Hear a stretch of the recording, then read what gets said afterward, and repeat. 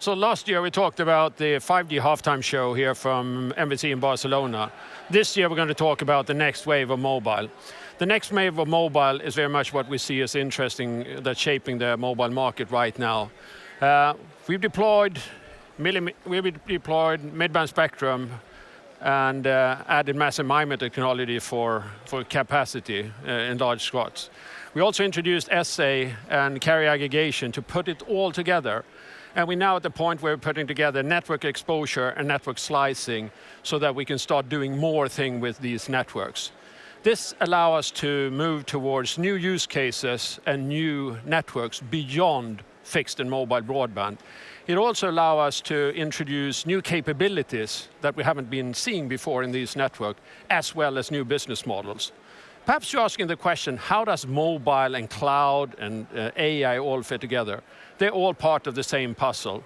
AI, runaway success for now, and attracting a lot of investments. The cloud infrastructure, critical to get it all going. But it's also super important that the mobile networks are there, because that's on what everything is going to run on. Think a little bit about the 5G networks as the airports that are required as a foundation, and then the cloud and the AI comes on top of it and take advantage of it. And perhaps you didn't know this, but mobile 5G was introduced 1,237 days ahead of ChatGPT in the US. But before we're going to move forward here, we're going to chat with Eva and say, Eva, we're here at Ericsson and we're talking about stepping into what's next. What is it that's next? Oh, hi, Peter. Well, stepping into what's next is really our theme for this year's Mobile World Congress. It's really about having the network and connectivity as the center of all digitalization. And really what we're showcasing here is how we're bringing the whole ecosystem, partners and customers, into stepping into what next and really bringing that next wave of mobile. So it sounds like the next wave of mobile is also a lot of innovation, and more in particular, open innovation. How do you see that in our booth here? Well, it's very clear, right? We're having an open space where you enter into our pavilion, and it's really where we're showcasing innovation together with partners for the enterprise use cases and the enterprise portfolio that we have. We're here with Aduna, but we're also here talking about how we're automating network automation with our apps as part of an ecosystem that we're really innovating on.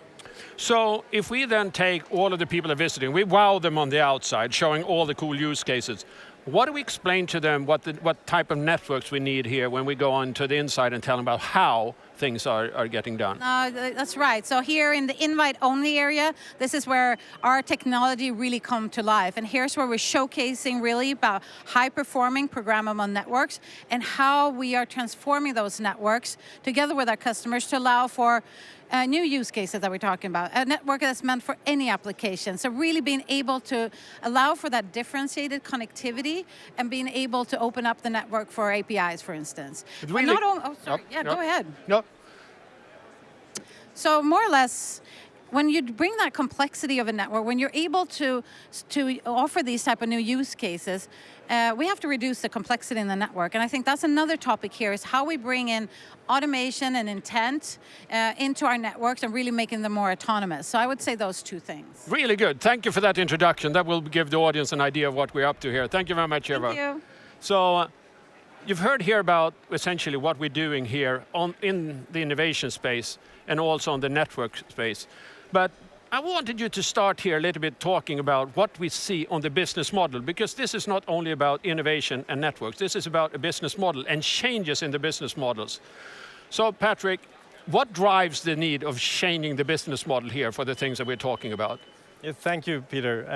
I mean, it's been a busy day. Everyone is asking that. Everyone wants to understand, what has changed and what are we doing. So if you look at the business models that have been prevalent, for a number of years, we have been selling 5G in the same way as 4G. With gigabytes of data, unlimited offers, maybe adding some content sometimes, but that's kind of the way that it has been sold. And if it continues like that, either we have hard time to get the return on the investment that we see in the networks that is needed, or we don't invest, and then maybe our competitors are investing and they get all the traffic instead. So something has to change, and that is key here. And the whole discussion is about the change of business to something else. So, and you and I, we chatted on this particular subject a year ago. What are the main things that have happened and would you say have developed or are different today than a year ago? I think it's a lot of things, and definitely it's a mindset change because things are happening right now. There is so many different experiments and operators around the world that are doing different things, whether it's setting some kind of SLA or service level agreement for fixed wireless access, as we've seen in Finland, or ensuring that payment terminals actually work in a big event, or doing some Game Pass for gamers in Germany. So all these things are actually happening. There's a big change here also in realization that this happened. And that can also be seen here in the show, because in this business model innovation show or place, we are having BBC, the British Broadcasting Corporation here. We're having Scania, who's also here as well, as a truck company. All of them want to discuss this. Yeah. No, and so it's very much your mindset changes, like thinking out of the bucket. So what are some of what are they most attracted about the things we show here? Yeah, I think it is very much the fact that we need to have this mindset change. I mean, if you look at it and the way we have looked at it before, it's actually selling coverage, capacity, selling speed. And now that moves away to actually start selling experience or value. So if you can actually insure, almost like an insurance thing for a small company having payment terminals, that they always work. Yeah. If you can sell to a logistic company per kilometer instead of per megabyte. So that is actually a big change, and that is actually a big attractor here, to have that discussion with the guys that actually matter. No, but I think one thing that surprised me is a little bit like this very different when you and I stand and talk about these kind of things, about what is going to happen. It's a totally different story when we bring in the partners company that we work with on a continuous basis and show what we have done together, rather than pointing out something that might happen in the future. Yeah, and that's fascinating, of course, when we have the likes of Singtel, we have Deutsche Telekom, we have also Sony, Toyota, and we have all these ones here, and actually telling the story even better than we do sometimes. So. No, but they tell them the story from a very different angle. Absolutely. As well. We tell it very much from well, this is how the network technology, exactly. And they can talk about it more from the benefits and the things.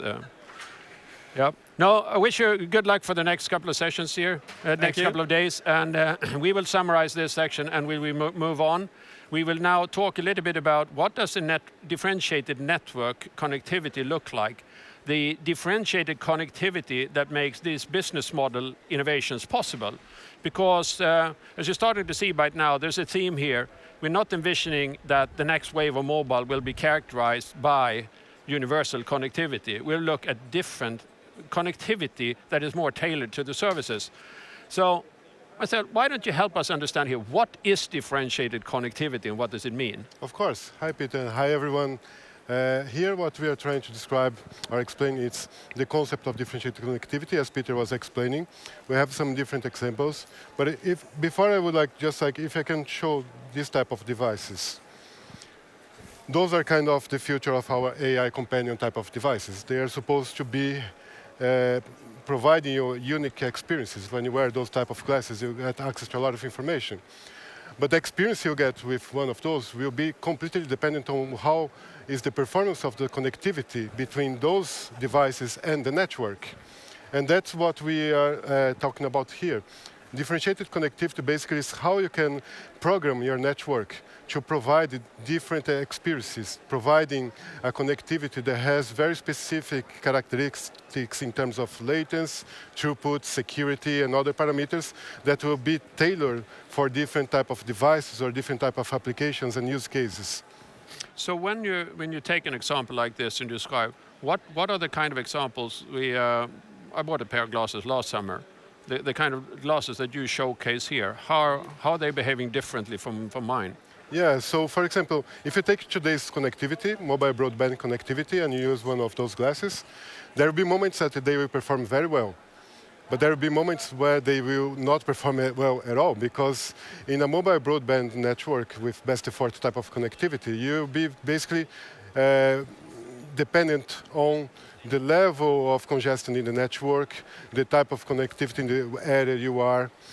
So in some cases you'll be experiencing delay, you're not getting the information you're expecting from, you get very frustrated by paying significant amount of money in one device that is not giving you the performance you expect from that. So when we're looking at this, how is this also differentiated connectivity? We bring it together end to end and looking at different. Can we divide it between looking at within an application, a device or an industry, or all of the above? Yeah, where do you see how is this being applied? So that's exactly that. Like differentiated connectivity is like you set up the network, you can provide multiple levels or performance levels of connectivity in the network, that they are better tailored according to an application, according to a use case, according to it can be like industrial application or a first response application, or it can be an application for a consumer. So you can have different levels of connectivity that are better aligned to provide a constant, a stable connectivity with predictable performance. And it can be, there will be cases where one type of device will require multiple levels of connectivity. If you think about a connected car, they will need one connectivity for telemetrics, one connectivity for consuming content inside the car, another connectivity for remote driving. So it's just the same connected car, but you have 3 different performance levels that you need for that. So how do you see some of these kind of things playing out together with the business models that our colleagues talk about here? How are people connecting business models to the network capabilities? Is it turbo buttons? Is it embedded in services? Or what does it look like? Differentiated connectivity will be a key tool to use for enable a business model transformation. There are different ways of go-to-market for differentiated connectivity. In the most immediate, and that's what we see many customers realize today, subscription-based type of go-to-market models, where you can sell differentiated connectivity as a subscription to users. But as we see this evolving, and especially with more type of enterprise and application use cases, is that differentiated connectivity can be consumed as a pay-per-use model, where the application will have a big role here. You can, for example, you can be signing up for an application, and then this application will be triggering the network via APIs to deliver that performance level that's required. And then you open up new revenue streams where the application service provider will be paying the service provider for using that connectivity in the network. Yeah. So we talked about network slicing, and we talk about open network APIs. Are both of these ones in play here when we talk about differentiated connectivity, or how would you say that they interact? Yeah. So we say that differentiated connectivity is not one solution, it's a combination of different solutions or building blocks that are put together to depend on the type of performance you need. Network slicing is one very elemental building block, as is URSP, L4S. Then you have a number of radio capabilities like resource partitioning features, radio schedulers that can now be combined. You have a lot of new 5G advanced capabilities that will also contribute in giving more advanced types of differentiated connectivity. So the whole concept is how you can build or how you can program, how you combine these capabilities according to the use case you are delivering, and how you will monetize also this use case.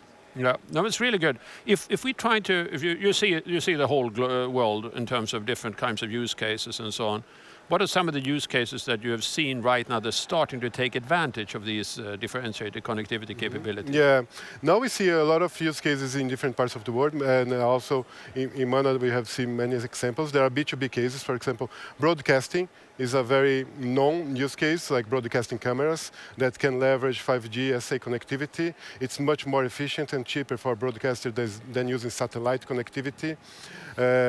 We see like points of sales and ticketing machines that are connecting through a more secure connectivity than using Wi-Fi, because all the security from the 5G network, all this, you also have a lot of, I'll say Wi-Fi is not stable enough many times, and you get a much more stable connectivity in the 5G SA network. We see other applications like for first response, in events where they're using drones, for example, for surveillance. And those need a very specific type of connectivity that enables low latency, high uplink quality for the videos. We see consumer applications, of course. We see many cases where it's like an improved experience for fans when they go to stadiums, when they go to a concert. We are seeing now the new type of devices like this. This will be a growing market. We see many different device manufacturers now coming with XR type of applications. Those will be really drivers for differentiated connectivity. So if we finish this session a little bit by you reflecting what has been the biggest development over the last year, you would say, that has surprised you or made an impression on you? In terms of use case? In terms of anything going on in the differentiated connectivity space? I think that what happened is not just one thing, but I would say that differentiation is something that's being discussed or being done in different levels for years, even in 4G networks. But like in this last couple of years, we see that the capabilities in the network for enabling this to be done with scalability and sustainability has been improved. So now you have a lot of like not just network slicing, as I mentioned before, URSP. You have also orchestration mechanisms behind to make all the automation of the process, to make the monetization more efficient. So when you put all together those enhancements that we have in terms of the technology in these last couple of years, this makes differentiated connectivity at scale available and reachable now. Yep. No, excellent. What I think are the biggest things that I see as different here compared to what we have done in the past is very much that we are bringing together the business model innovations that we talked about first here, and then we talked about the differentiated connectivity here.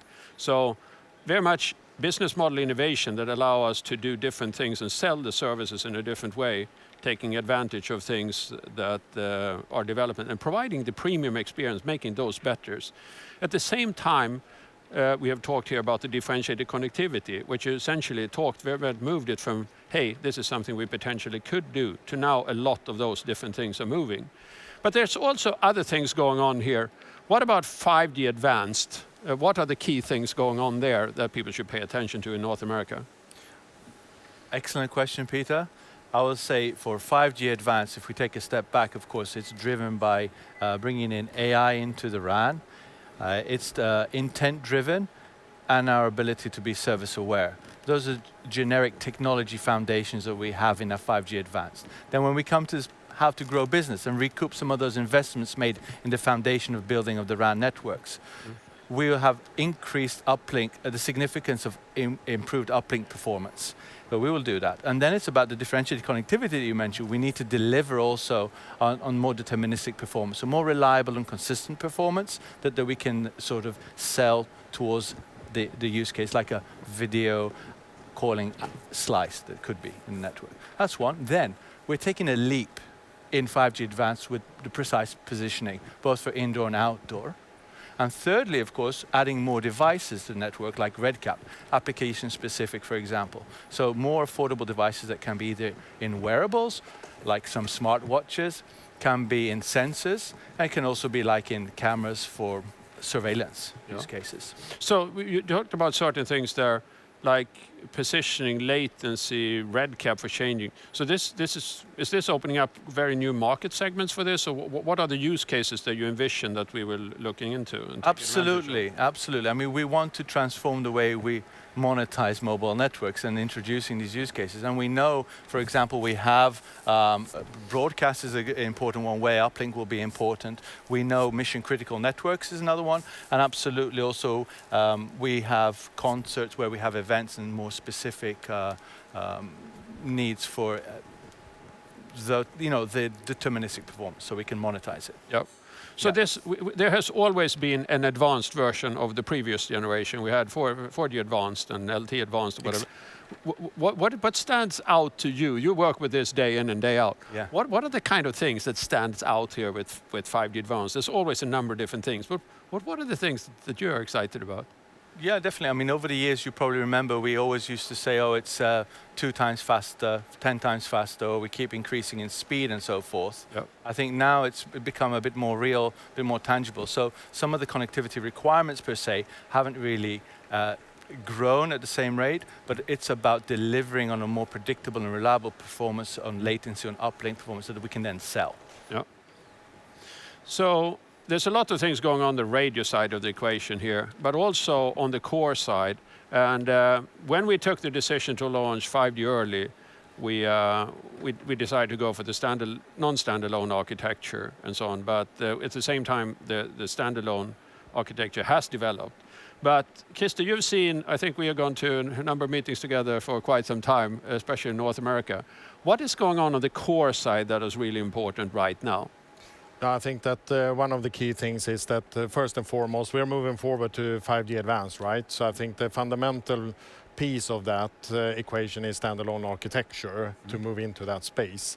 And then, of course, to get the cloud native in scale, start with fixed wireless access, MBB, voice type of services with that can meet the customer expectations, basically. To get that at scale, cloud native, get the automation in terms of in-service software upgrade and so on and so forth. And then I think the 5G Advanced is sort of the following step right now on top of it. I just also want to mention that the base for 6G, which is also talked about here, is actually the 5G core. So we will evolve to support the 6G use cases. So I just want to mention that as kind of a critical component. So we don't talk about a revolution nor a disruption. It's an evolution towards 6G. And between standalone basics that we have right now is then the 5G Advanced. No, but I think this is a very important message, because what you're essentially saying, we started with 4G, we did non-standalone architecture, so the 4G network had quite a bit of a runway, quite a long bit into the 5G deployments. Yes. Now we're getting to the SA and the 5G core. Yeah. And that is essentially not only going to be replaced with something later, it's like it's going to go all the way into 6G. Yeah. So what are some of the things that you're seeing here regarding SA? What can we learn from the rest of the world when it comes to SA specifically and the core? What are markets that are doing interesting things, and what's happening there? Yeah, I think 4G NSA, I think that what happened is that it was really great, but it comes to a point where you cannot really differentiate in the market apart with pricing, actually. So that's where we end up. And what we see right now, also included in the 5G Advanced, is the 5G monetization part.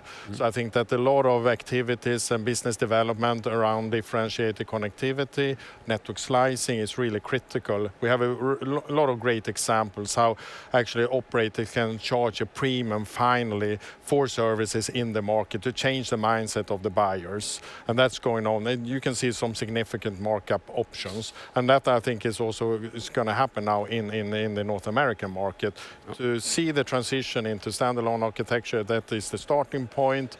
And now to get network slicing at scale, for instance, enterprise offerings where you can secure the team experience, WebEx experience, fixed wireless access, and so on, I think is going to be really critical for 2025 and onwards. Yeah. It's hard to talk about these kind of things without describing what has happened in relation between the core platforms and the cloud infrastructure. What are the key developments there over the last year? I think that, the key things have been actually moving into the cloud native space, I would say, where we actually have disaggregated the software into microservices, and now we have actually at scale operators doing in-service software upgrade outside maintenance window during busy hour. I'm not saying that everybody has to start there, but our software is capable of doing it. And then you can actually start to meet the challenges you have with the cost structure, reduce costs significantly for the upgrades, do it quicker. I think that is one of the main developments. And if I also understand you right when we talked about this, 5G SA is also a foundation for everything we talked about here regarding 5G Advanced. Exactly. So that's a fundamental piece. You have network slicing, also RedCap supported, and also extended reality with low latency that is stable. And then you have also the exposure part as well of the equation where you can expose the APIs with camera interfaces and so on. Excellent. Thank you very much. Thanks so much. So I think what we covered here was very much that we talked about both the introduction of 5G Advanced and we talked the evolution of the core network and the fact that moving over to SA architecture is critical to be able to do 5G Advanced, and that also the core network, that we're extending it from 5G into 6G right now. So whatever, the sooner you do that transition over to SA, the earlier you created a platform for do all these different things on top of it. But next up here, we're going to talk about radios and open radios and so on. Help us a little bit describing what are the new things we have launched here since last year. Absolutely. Thank you for having us. This time we're going to be taking a look at the newest launch that we had from Ericsson. Of course, keeping in mind that the performance is at the top of its priority, and also sustainability is one of the biggest things that we have this year. We're also going to be talking and looking at the newest radios and what is the new inventions that we introduced now. So starting with the radios, we're going to start with the actual classic radios. We have two launches this year for classic radios. One of them is actually on the dual band side for the 4451. That's a high power radio that we have here, that this is a new launch for this year. And also another, and these are for the MANA products. So we have the 4451. It's a 44R radio that's been awaited for a long time with the 400 watts and 19 kilos of weight. And it's a very compact design that we're going to be able to actually put it everywhere and anywhere. And the biggest one is specifically for MANA that was launched this year is the 4491. This is an exciting radio. It's one of the first radios that we actually do with the 720 watts. And it's still in very compact and very energy efficient and about 40% less embodied CO2 that we are actually taking on and being proud of in our product's evolution. So a lot of these radios, I think it's a little bit like we talk about them and sometimes we throw off both ourselves and competition. Our 4-number combinations is sometimes harder than 5-letter acronyms. But when you take all of this, what's going on the radio side, there's so much more than just a number of different radios coming out. They are also essential in the high-performing network that we're talking about and high-performing programmable networks. What is it that the radios specifically are contributing in that equation? Absolutely. So this is something that we are also proud of to introduce, is that all our radios are prepared for the future. All our radios are being prepared with the newest and latest technology that we have. Plus, what we are proud of is the way that we are able to incorporate higher power and also satisfy the customer needs with the least amount of CO2s that we are doing from a sustainability perspective. Also, at the same time, being able to satisfy the market. And that's one of the biggest things that we are actually making sure that we're doing and continue doing for our customer. So we have a very vast portfolio of this. How does this portfolio now evolve into supporting Open RAN? Absolutely, and this is also another big point that we have been talking about and introducing, the openness. Today we have 130 planned products with Open RAN in mind, and also what we are actually continuing on this commitment is 2/3 of our radios that we are delivering in 2025 are open ready. 2/3, that's a lot. That's a lot of radios that we're going to be delivering this year, and they are all open ready. So this is very much a future-proofing, like the evolution path here, that we can do, connect with radios in different way, logically adding with the current interfaces and then introducing open interfaces over time. Absolutely, and this is something where our customers is appreciating, that they know that the future is secured with us, and we're not only delivering something that it's only for purpose-built purposes. And this is where we are getting more and more excitement from the customer and everything that we're doing. Really good. But it's not only about what are the radios that goes into the to the outdoor side of the network. There's also a lot of things happening on the indoor side. So what can you tell out about the development of indoor, 5G indoors, and why that is important? Absolutely, right? So 90% of the time users are indoors, right? And 80% of the traffic is being generated indoors. So the users are demanding same level of experience what they see outdoors, right? So when they go inside, they expect the same user experience. They want the same 5G coverage, right? In order to enable that, we have introduced our new indoor radio unit, which is the IRU 8850, which is double the capacity compared to the previous generation. It brings in the doubling the coverage compared to the previous generation of radios that we had, as well as it is open radio, right? So it is industry leading, supports the all advanced 5G features, and bringing that high capacity and capability for users indoors. So what does this mean for someone that deploys 5G indoors? Is it less radios than we had last year, or Absolutely, right? That's a very good point, right? So traditionally, they could reduce the number of radios by almost half compared to what they did last year, right? With this new radio, they would be able to cover more with less hardware. What that means is they're reducing the amount of space they need inside a venue when they deploy the hardware, as well as that is also reducing the amount of power consumption as well. So both together leads to reduction in the total cost of ownership for the operators when they deploy these solutions.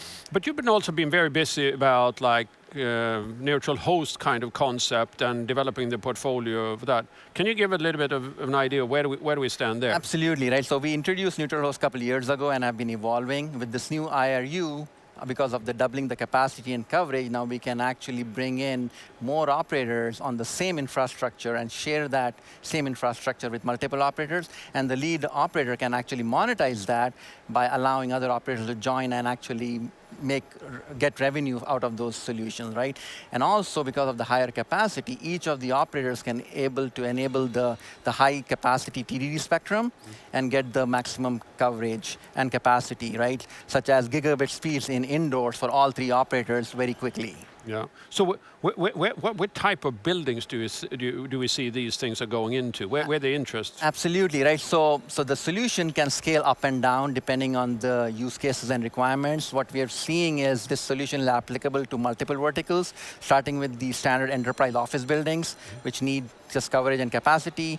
And then when you look at industrial type venues, such as factories and so on and so forth, which have specific use cases, such as indoor positioning, Radio Dot and this IRU can provide that capability as well. And then when you go to public venues such as airports and transit stations, that's where also this plays a vital role, where the operators can deploy capacity and coverage, and then also make it neutral host to bring the overall capacity from all the operators. Excellent. So I think the key takeaways from this section here and what we wanted to show here was very much that the radio portfolio is evolving very quickly, and especially very quickly when it comes to outdoor solutions that are open. We also see that a growing demand for solutions that's covering the indoor areas. So when we look at indoors, it's very much getting more and more smaller dots in place for the indoor areas, but also very much seeing that what can we do with different types of business model to get coverage for everybody indoors. But let's move on to the next item here. We're going to talk about autonomous network a little bit. Help us understand what is that all about? Yeah, certainly. When we look into autonomous networks, it helps us to understand, when we look into the history of the evolution of network operation, to understand what it means. And it helps us also to understand what the differences are when we look into the two fundamental tasks in operation. One is somebody or something has to make the decision, and then somebody or something has to implement the decision. Of course, in a manually operated network, both is done by humans. It's getting more interesting when we talk about what we call automated networks. Here we're talking about networks where the capabilities of the networks are exposed through services and abstracted through services. So we're talking about service orchestration through Tosca models. We're talking about BPMN models. And we certainly talk about decisions being made by policies.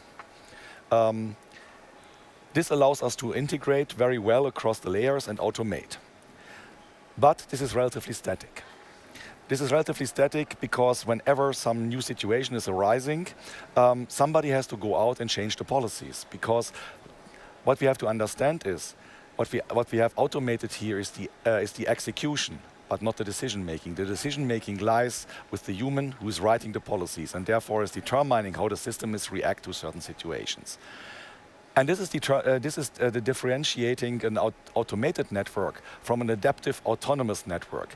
An adaptive autonomous network is expected to find its own solutions. It is expected to adapt itself to new situations when they are arising without the need of a human changing the policies and changing the behavior, therefore. So how can we leverage these kind of shifts here to move towards intent-based networking, where we more or less can work more with the intent of what we're trying to achieve and having that ripple through? How would you describe that? Yeah, intent is of course a very fundamental concept, because in order to get to adaptive autonomy, these systems need to have the knowledge that usually traditionally the policy developers are having. They need to understand the requirements, but they also need to understand fundamentally the business value of a certain outcome. Let's have a look into this in detail, what an intent is and what role it plays. So imagine an autonomous network, and from the perspective of an autonomous network, there's multiple parties involved in that. There's multiple customers, and customers have different requirements because they have different focus points.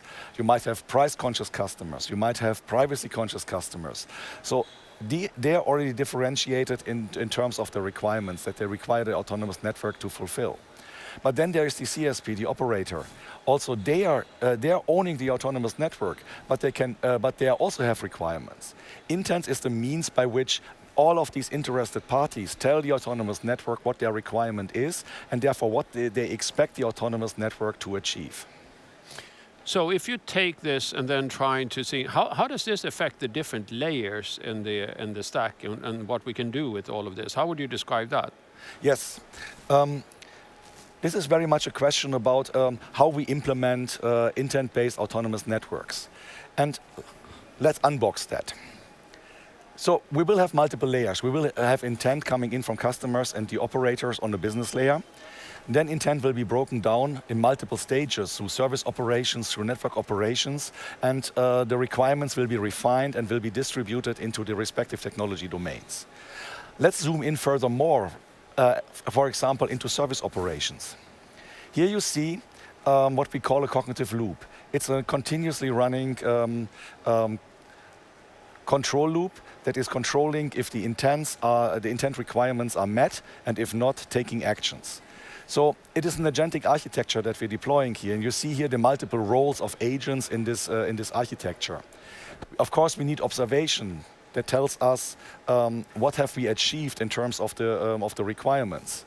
Then we need to look into what we call detection. Here we already know now what the network has achieved, and intent tells us what the network should have achieved. And if there's a deviation, then we have potentially an issue to solve. We can do this reactively by looking into observations. We can also do this proactively by basing this on predictions. Now that we have found the detected potential problems, we have another class of agents, which we call proposal agents, that determine what can we do. They are proposed solutions to this problem. And we can have here reuse of existing policies that make proposals, but we can also combine this with AI-based proposals. After the proposal phase, we have now collected everything that algorithms think can be done. But we have not made a decision about what we're actually doing. And here we are applying evaluation of these solutions. We're doing this by taking every proposed solution and running them through a sandbox. So we basically tentatively execute them. And we're using digital twins for that. After that, we know for every solution what we can expect in terms of KPIs and metrics to achieve. And then we have the concept of utility-based information. So utility is an additional information that you get with the requirements. Utility tells you the business value of a certain outcome for this requirement. So now that we know the current state of the network, now that we know the expected state of the network for every solution, we can run this through a utility-based scoring mechanism, which gives us a global score that is representing the business value of this solution.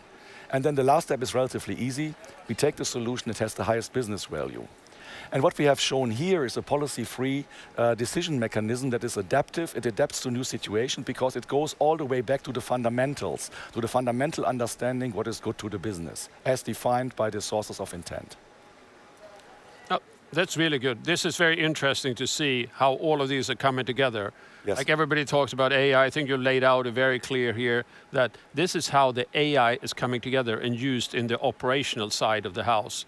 And the fact that we are trying to make it layer by layer, going from the business layer, taking it down to the service management orchestration layer, and then down to the resources in the network. But before we leave the AI area completely, let's talk a little bit about what is AI in RAN, what is happening there. All right, glad to have you here. So my name is Christopher, and I'm a strategic product manager working with AI specifically in RAN. So what we really care about is the stuff inside the purple box. That's what we're going to target right now and talk about.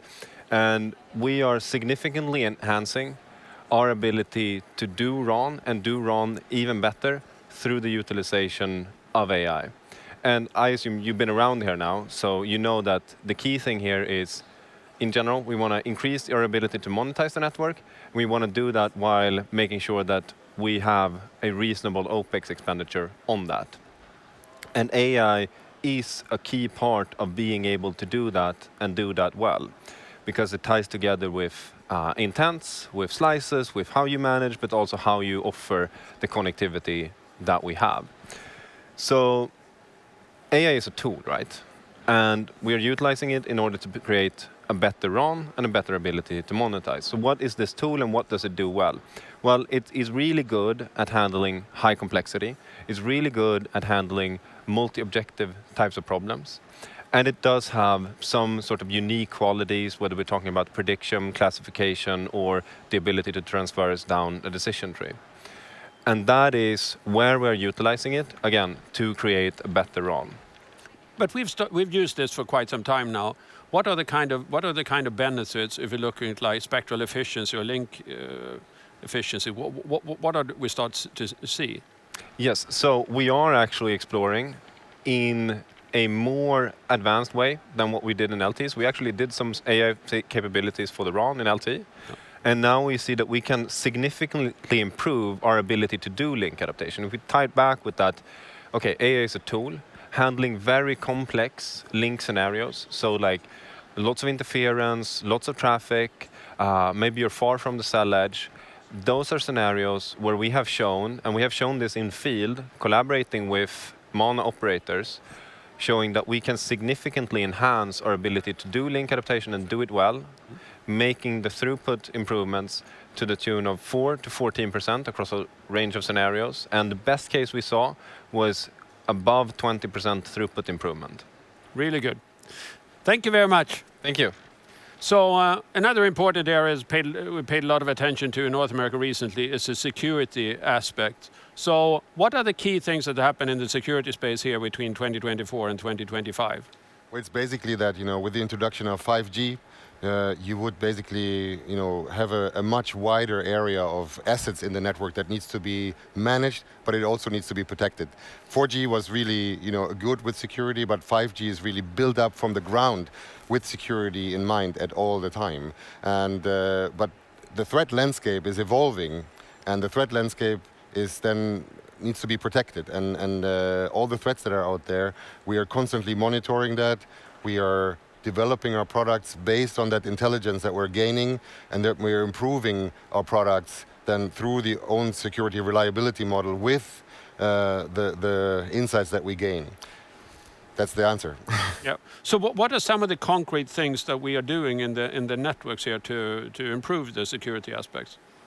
Yeah, we are doing many things, and what we're actually providing to our customers and demonstrating here are our cyber defense solutions that will help then customers while they're moving more to, for example, open networks, that will also introduce new threats for the network, so they have to kind of have better security solutions here.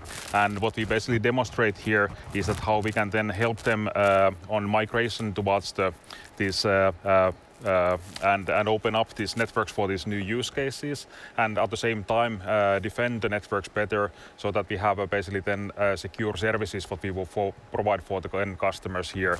And what's really needed is a new holistic approach in this cybersecurity here, and have like a zero trust mentally, that you assume that you already breached, so then you can then defend against also the internal and external attacks here. And we demonstrate here how our cyber defense solutions, together with our capabilities in our products here, our premium security capabilities, are then helping with a comprehensive architecture to defend against these internal and external threats here. So we see that we're introducing a lot of new application or things here that's becoming demanding more security in the network, and we're also introducing a lot more threat, and we're opening to an open architecture. How do you see the balance of the activities here between this is more new things we want the networks to do, and this is more, hey, we're changing architectures and evolving the networks? Yeah, they of course have to go hand in hand with the network transformation, basically our capabilities to defend the networks, and really going for the zero trust architecture and mindsets will help the customers then to defend also for these new threats, and then open up for the new business basically with reliable and trustworthy networks and solutions here. And we are demonstrating also additional capabilities like Gen AI, using basically then to protect the networks and helping the operations to actually be better to respond to the threats, and also then improve the security of the networks here. So really kind of using all the latest technologies to defend against these threats. Yeah. So what would you say that are the most important things that have happened over the last year in terms of the development here that since we were here last year? Yeah, I would say basically these programmable networks really need this new approach basically, and we are using then generative AI, like I said, to protect those networks. But also post-quantum is a very important topic, and we are helping customers basically on the migration to the post-quantum safe networks here, starting first with the crypto inventories, and then helping them to plan and migrate towards the post-quantum safe algorithms and networks. Okay. No, but excellent. Thank you very much for that update on the security side of things. And I think network security has always been important, and I think it's going to grow in importance. So we have now taken you through pretty much most of the different network areas and what is happening in the network and what is really important here. The next step that we're going to talk to you is a little bit about an initiative that we started here in Barcelona together with a number of GSMA, Open Gateway in 2023. And last year we started to have a lot more talks about open network APIs. But I'm here with Jitendra, and help us understanding what has happened since last year when it comes to open network APIs. What are the most important developments? Thanks for the question, Peter. Excellent question. Hi, everybody. So since last year, what has happened in API space? Operators in 35 countries, 52 operators in 35 countries have launched almost 14 APIs. So there is a great momentum in the industry, and this momentum is growing. So right now, Kamara has proposed almost 28 APIs in the API families, and the interest is immense. If you will also we will discuss a little bit on about ecosystem space going forward. But I would say excellent interest today as well. A lot of customers came in, and all they want to know is how will we enable the network APIs in our network. Please tell us. We have now seen a lot of interest from the ASPs coming up. We have also seen some supply coming up as well from multiple other operators. How do we do this actually? And these are the operators who have now started in their journey recently. And some of the operators who have also started to work with the basic APIs, they want to learn how do we put on the advanced network APIs in our network. Yeah, so and these different APIs, this is a lot of development on the standardization, there's also realization side. What are the most interesting APIs that people, where do we see it starting? Yeah. So I think one of the most important and interesting API right now is basically belonging to the identity and fraud prevention. Like basically if you look at banking sector, so they are looking for stopping a lot of payment fraud. And they would also like to do the verification of the subscribers. Where are they kind of making the transaction? Where are they going to? Where are they physically located, etc. So we have given an example of a use case here, actually in this particular demo, showing how this financial sector is getting benefited from the APIs, network APIs. Yep. Show us an example. You've got an amazing station here. Yeah. So this station is not looking like a digital screen as you see. This is basically a very mechanical space. But what we are trying to show here is there are 3 use cases we have shown. And these 3 use cases are leveraging 5 APIs from the network. And let's take an example of a payment verification and fraud prevention use case, which is basically a banking app. And they are leveraging 2 APIs from the network. And one API is called number verification, number verify. That means you silently authenticate the subscriber when he puts on the phone number. You are avoiding an SMS OTP type of solution, which is very vulnerable for fraud. And then the second one we are talking about is verify location. And on this particular booth, we are talking about how do you implement this API, how this API works in the network. And we have implemented the call flows, showing end-to-end how our recent adventure, Aduna, comes into picture, how other operators come on board, and how the network API flows in their network. So tell us a little bit about the Aduna, the relationship between Aduna, Vonage, and how does this connect to the network exposure and the service providers? How does it all fit together? That's an excellent question, Peter. We need to connect the story together. And if I tell you, maybe if I go back, why do we really need all this, right? So with 5G, we are creating an application-aware network, right? So this basically paves the foundation to enable the network-aware applications. And what is happening now? CSP can definitely expose an API, but this requires a kind of reach on regional level. Like, for example, in US, you have top 3 CSPs. Many subscribers belong to different CSPs. And in order to reach the mass, you need to have an API that works across all 3. And you will need a solution within US to basically aggregate or basically work with all the providers. And what Aduna does actually is Aduna is a joint venture across all big CSPs. For example, all 3 CSPs in US. We have all 3 operators in, for example, India as well. Coming, for example, Jio and Bharti have joined, etc. So we have almost 13 operators joining the venture. And what they are doing, actually, they are sitting in this layer called aggregator layer together as a joint venture. And they are providing the scale to the developers of the global CSPs. Yep. And the scale for developers here, I think that is one of the most interesting things that we've done as an industry of putting all of these together. What we wanted to give to all of you tonight, back in the US and Canada, is the very vibrant development in the mobile industry that we see ahead of us and that we are in the middle of right now. We passed the 5G halftime show last year. Now we're in the second half of the game. It's very much a development about what the network can do beyond fixed and mobile broadband, what we can do for different types of industries, what we can do for different types of use cases, how the business model innovation and the new capabilities play a key role. And I'm absolutely convinced that this infrastructure that we're putting in place right now and the role of cloud and AI together with this is one of the most interesting things going on in the tech world right now. Thank you very much.